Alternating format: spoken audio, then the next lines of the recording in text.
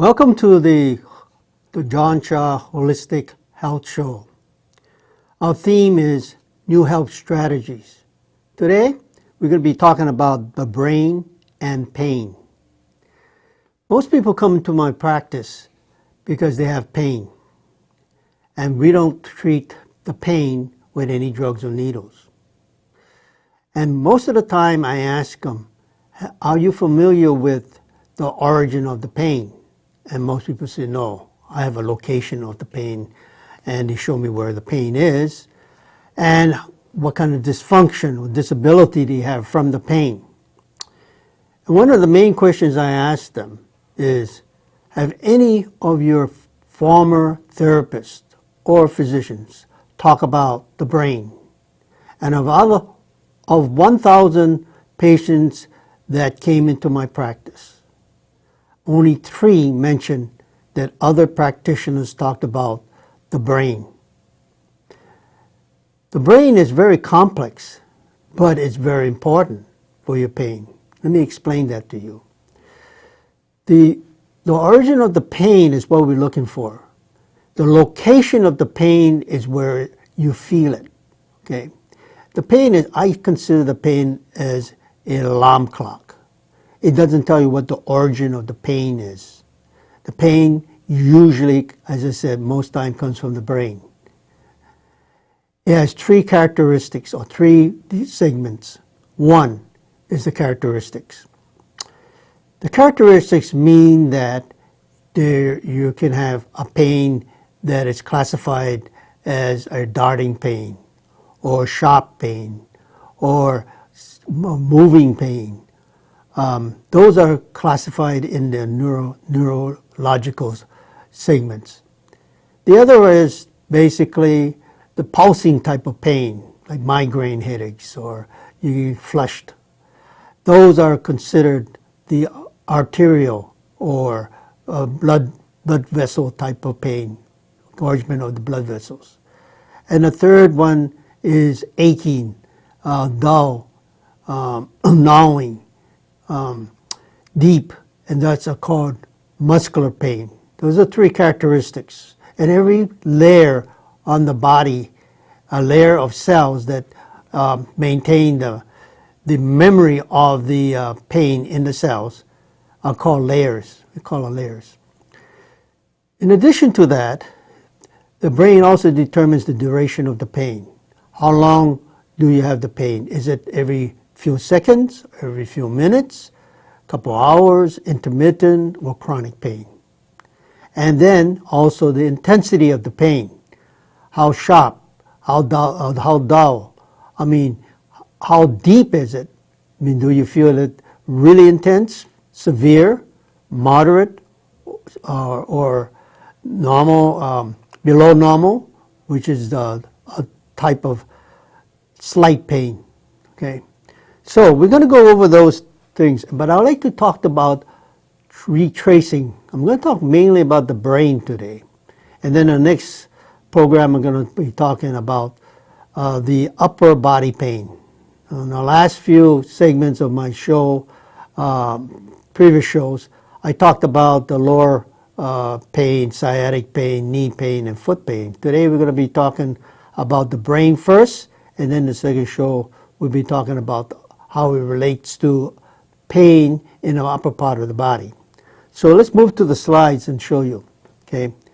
Now we're going to show you what we call the tracing. Okay, follow me. And here's the picture of the brain right here. And then how it sheds off. So you can see layers. It's just like a anti-choke. And the depth of the pain or the origin of the pain is in the center right here. Okay. So every time you experience a pain, you can go back to your mother's womb and all the way up to the present. The brain will retain it as a memory of that episode of the pain. And we'll keep it in like layers right here, like an anti-choke.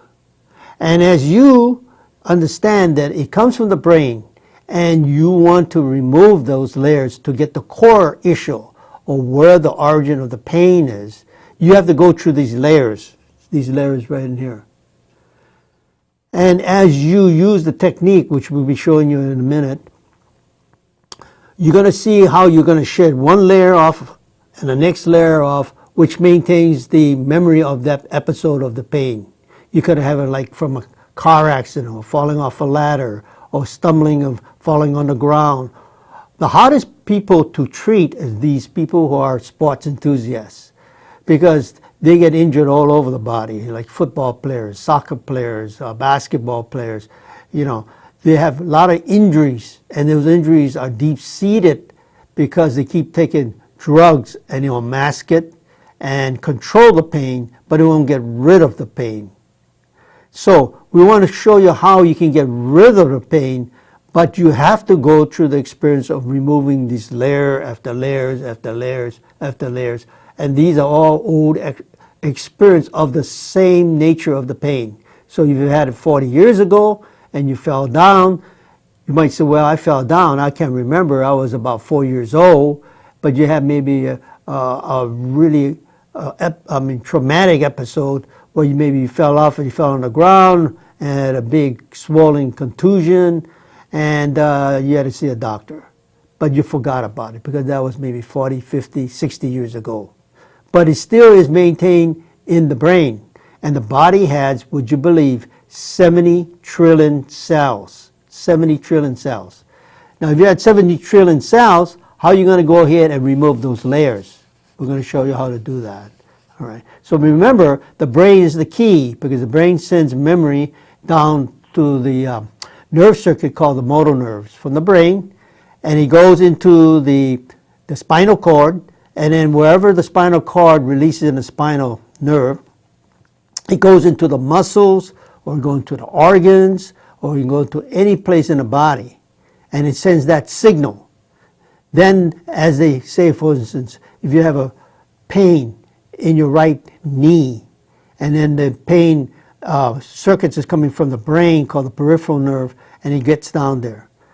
What happens is once you activate that knee and you have pain, and pain can be from many sources, I'm going to explain that to you, and so it sends that signal called sensory nerve back to the brain. The brain maintains it in a hippocampus, and it is a cell memory, a memory of that. Now you have to get rid of the memory in order to remove the pain. Why? Because the brain basically going to keep feeding like a broken record if it's not taken care of, and you go back and the broken record hit the glitch, and then all of a sudden you get the pain again. It goes around, get relief, hit the glitch, and you get the pain again. I describe that as every time you get a pain from a particular episode, and sometimes you don't recognize it because it will have these branches of feed. You'll feed the different circuits in the body in different areas of the body, and you will experience the pain. And sometimes you don't have an injury. All of a sudden you get up or you walk, and all of a sudden you got that pain, and you don't even know where it comes from. That's very typical. Now, if you cut that reference off from the signal from that site where you're feeling the pain or dysfunction, and you cut that circuit off in terms of the sensory nerve signals going up to the brain, and it goes through neurotransmitters, okay, or nerve receptors, and once the brain receives it, the brain goes into a pattern of trauma, and then the trauma signal is sent down to the site of the wound, and you feel the pain. Now, if you cut that signal off, then you won't have the type of pain that you'll be experiencing, like severe pain or maybe moderate pain. You cut it down to a very slight pain. And then that layer, if you remove that, one layer is removed, the next layer comes up to the top, and you got to deal with that episode. So it's peeling off the onion skin or peeling off the artichokes, layer after layer after layer. So there's several ways you can approach pain. There are many ways. One of the ways is through acupuncture points. Now, we don't use needles. We're going to show you something what we call sound waves. We use lasers before, like frequencies. We use needles before, we use magnets. Go on and on. You can use many different things. But the latest biotechnical technique is using sound waves. It's non-invasive, doesn't hurt you, and it just sends sound waves out there. But that has frequencies. Everything has frequency. Everything that's alive has frequency. Everything that moves has frequencies. So what you're doing now is this principle of homeopathy. You're balancing the distortion of the frequencies in the cell, and you balance it out and make it neutral, and that's the principle of homeopathy, which is about 130 years old. Okay. So what you're going to do is we're going to use high technology. I'm going to show you that. So then we're going to show you the next slide where we're going to use some acupunctures. Okay, acupuncture points. All right. So this is acupuncture points, as you can see. Now there are some dots here. You can see it. You can't see very well, but it's just color-coded dots.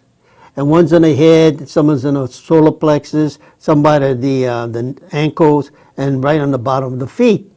And this is called the cognitive or recognition processing center. And these can control the emotions and in effect can control your physiological dysfunctions. Okay. So the first one is going to be on top of the head, and usually it's on the brow, right up here. A brow up here above the top, by the hairline. And that we call basically the crown pineal chakras. But people don't recognize that.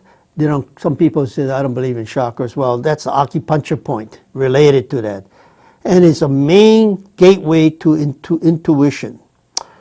And when it's open, we find ways out of difficult situations more easily, and through lifts up depression, helps you with optimism, and begins to dominate our lives. Okay, for depression, you can feel a thick, heavy, and slow-moving head. More often, the block is in the rest of the body, particularly in the legs and the feet, as we don't let go of our old cognitive answers. We need to open up the new answers from our crown. So you start off with the crown, and a lot of times when people have really depression or things that bothers them, it translates to the feet. You can see the feet points right in here. And you can actually activate underneath the arch, ball of the foot, or inside the ankles about 3 inches above the ankles. And you can actually release that tension that comes down from the head, the crown, from here, and it goes all the way down to the feet. There are other points in here called the solar plexus by the belly button. That's the height of emotions, and the heart point, which is right below the collarbone. So those are very key points. So the next point you're going to show is the back part of the body, and we're going to show you the top of the body. So there's a front part of the body, and there's a back part of the body. Okay, and the top of the cervical spine is right here. You can see the top of the cervical spine. It's right below where we feel the big bump when you move your hand down, called the cervical, and you feel a little bump. It's like T1, thoracic 1. It's right above that area, right up here, the base, okay, and the base on the back. See, actually, it's not that low. It's the next point. It's the one above there, and it's on the base of the head, the skull. Okay, right in here, and that's a very important point because it can help you drain anything in the brain. Okay, brain, particularly in the frontal lobe or front eyes, which ones I showed you in the front of the head, and it helps you drain. Then it gives you a crisper focus of your mind. So you can use the front part of the body and the back part of the body. Okay, so now as you go down here, now this is the one I've been talking about, is the back of the heart. So you showed one right by front of the collarbone, in front of the collarbone, and then you also have the back part, and the back part releases tension in the back, neck, tightens up. That tightens up and causes rage in the nerves between the heart and the throat.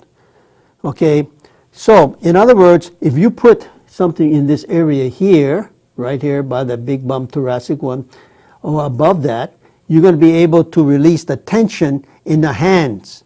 The hands, where you have maybe weak hands or carpal tunnel syndromes or elbow pain, you can help that lessen or remove that problem. And then you have the lower part, the sacrum. Remember I showed you the front part by the belly button? Well, there's a back part called the sacrum. The other one's the solar plexus is in the front. The sacrum is in the back, which drains all these areas of what you have old belief systems. It also activates some activate some and release tension and trauma in the lower back, hips, and tailbone. It also evokes stored fear. So in other words, you can actually put and treat that particular area to remove some of the fear that you have and trauma that you stored in your brain, and it also trickles down to the abdomen and the legs. Okay, so you can remove old fears in the sacrums, and when you have that, you usually have a heaviness in the legs. You can tell that the head, you feel the trauma, you feel like you're losing clarity, and then you can feel it in the legs. And you feel it in the legs. So then you look at the sacrum, which is like the coccyx bone or the tailbone area there. And again, the bottom of the feet is really, really important, because when you put something there and you can stimulate underneath the arch, on the little toe side, and on the balls of the foot, you can actually stimulate that energy up the legs, because a lot of people who have varicose veins, or people who have spider veins, things like that, or they have tired feet, or numbness of the feet. You can stimulate that area because there's a stagnation of the blood there and from the veins, and you can stimulate that and it'll help push that energy up to the top of the body. So you're releasing the top, you're moving up here, okay, in the back of the skull, okay, you can move them up here in the hairline, okay, you can put these areas there, and you can release the tension, and then you work your way down to the solar plexus, which is by the belly button, and then you go down to the bottom of the feet. So always try to start from the top, start from the brain, because the brain is the one that dictates basically what you feel, how long you're going to feel the pain, and the duration, the intensity of the pain. So you want to start off from here, work your way down. If most people, when you go to a therapist or a rehab specialist, they look at the site of the pain, and then they try to treat that.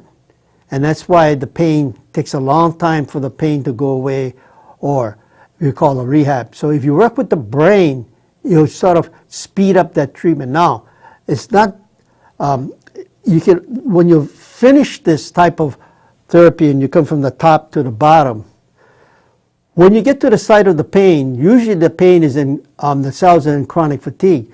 So you have to boost that energy up. That's the key. You got to boost that energy up. Unblock the pathways from the brain all the way down to each section of the body. And when you get to the site of the pain, you have to boost the energy up because the cells are in fatigue, and it gets to more vital vibrations of the cells.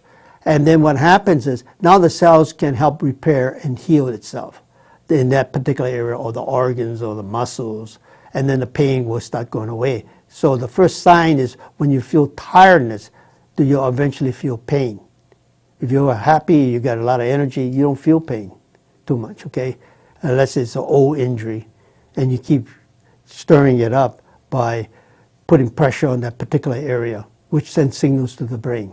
Okay, so that's one of the areas in the back. So now there's also areas where we're going to look up here, and we go back to the slides again. And again, there's some areas where you can see. Now, you can't see too much, but the liver right here is right under your right nipple, right under the right nipple. And then you have that area, it's the liver. And the liver in Chinese says that controls anger. Okay, that's anger point. And you can stimulate that point right below, slightly below the right nipple area. And the left nipple area, right below, that's the spleen and pancreas.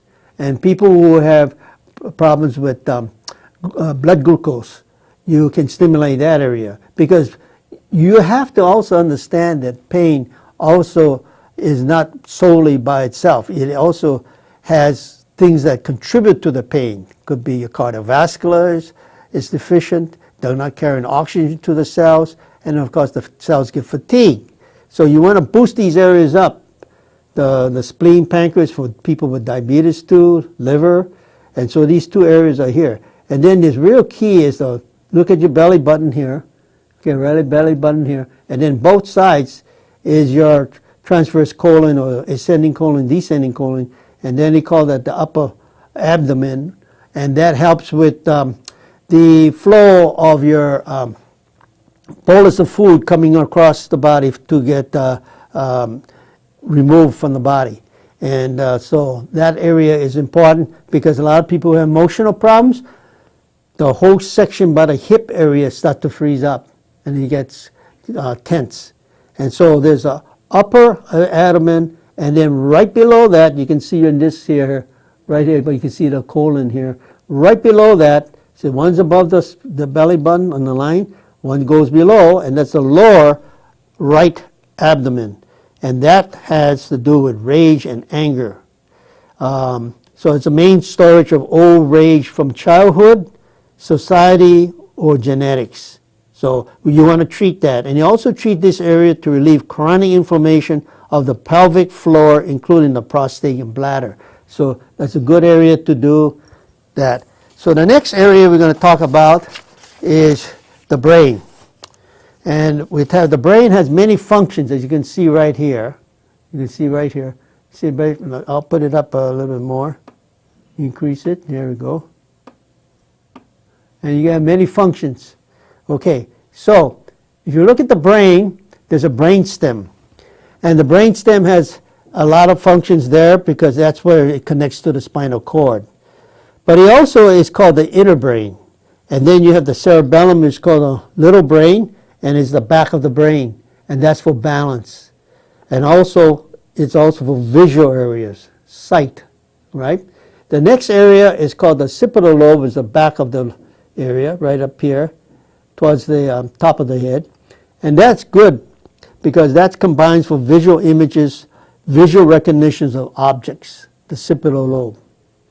Then you have in the center here, right in the center of the brain, is the general interpretive area.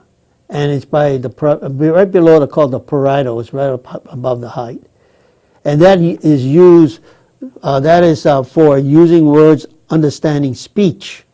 And then you go higher, and it's almost on the top of the head, up past back of the midline, and it's sensory involving the skin and other senses. Then you have one going in front of that midline, and that's for motor nerve involving the control of voluntary muscles. So the frontal lobe, which is the biggest lobe of all, has the concentration planning right in this front here, the front of the head, and it's good for concentration, planning, problem solving, motor, writing skills. It also has the areas where the thinking area. So, in addition to that, we're going to show you some areas right here. So, okay, so right now, before I put the next slide on, I'm going to show you some things that we do. This is the latest technique that came out. It's called the Infratonic 9. Really interesting equipment, and we use it for our patients. We've been experimenting with this for a while, and finally they came out with a mobile unit like this. Okay, and so I told you the different points, so you can actually put it, say for instance, in the forehead. You can put a forehead there, leave them about 3 minutes, and then you can move it to the different parts of the body. Oh, here's the limbic point, or the emotional point, or the brainstem point.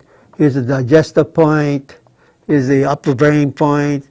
Here on the side right here, basically is the gallbladder point for all muscles, and endocrine gland for glands. This is upper brain, lower brain, and you come by the collarbone right underneath in the center point. That's for fear, kidney point. Underneath the arm is the spleen point for self-esteem, and then also love point, the heart point. Underneath the breast basically is for the anger point for the liver. Here's the grief point on the lung, and then you have circulation points here and here. So with those 7-10 points, I call it the CET points with this point. You can actually put those sound waves in there and actually tone your body up, and it will go to, and it has a relationship to 1,500 other acupuncture points right in here. So it's a pretty neat equipment, and I'll show you how it's used right now since you go back to the slides again. And then here's a patient where we use that, and okay, and we're going to bring it down more. And you can see the two infratonic 9s with ice packs here. So one actually drives the frequency sound waves into the cells. It metabolizes and produces ATP, the energy, and then it has to be, the toxic waste has to be removed. And then, so we use ice, and then the infratonic is going through the ice, removing the toxics. Okay, so then the next one's here, and we can show you one that we're showing in a front part with two different equipment here. Let me show you that right now real quickly. Here we go. There's one in here, and I'll show you the solar plexus, one for the heart. You can see that. And that patient's releasing some emotions and in the back of the head. You can see right here. Okay? So, with that type of equipment nowadays, we can do it faster, we can do it non-invasive, and we get really good results. We can speed up the healing process. So, anyhow, stay tuned into our next show. Our next show is going to be talking about using some of this equipment called the infratonic 9. And of course, there's many other ones out here, but we like this one here because non-invasive and doesn't hurt, okay? And so people can do it at home and all the time. And so I'm pretty sold on that because we got about 40 patients using it since September. And we've had some phenomenal results.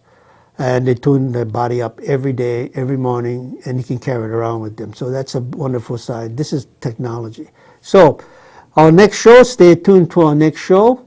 Our next show is upper body pain.